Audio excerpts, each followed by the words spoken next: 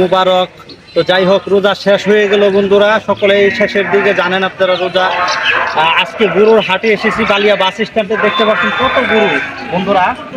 তো অনেক সুন্দর সুন্দর ষাঁড় গরু আছে এখানে। আপনারা যারা যারা এই যে গরু কিনতে চান, তাহলে বালিয়া বাস স্ট্যান্ডে এসে যোগাযোগ করেন। অনেক বড় বড় ষাঁড় গরু।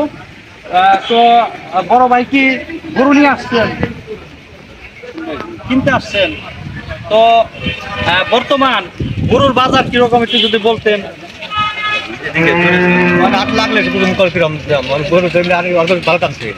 ভালো টানছে না? তো বর্তমান কি দাম বেশি না কম গরুর? দাম বেশি। দাম বেশি। খালা, তো ভাই আপনি আসেন প্লিজ। আচ্ছা ভাই, গরুর দাম ভালো, গরুর দাম ভালো।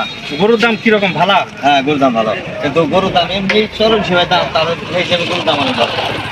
আচ্ছা, তো সকাল থেকে কি এই পর্যন্ত কোনো বিক্রি হয়েছে গরু? বিক্রি হয়েছে, ছাগল বিক্রি হয়েছে, গরু আসতেছে না? তো যাই, আপনি কি গরু কিনতে আসছেন না বিক্রি করতে নিয়ে আসছেন? যাই হোক, অনেক সুন্দর। এটা কি আপনার পালের গরু? না ভাই, কিনা গরু।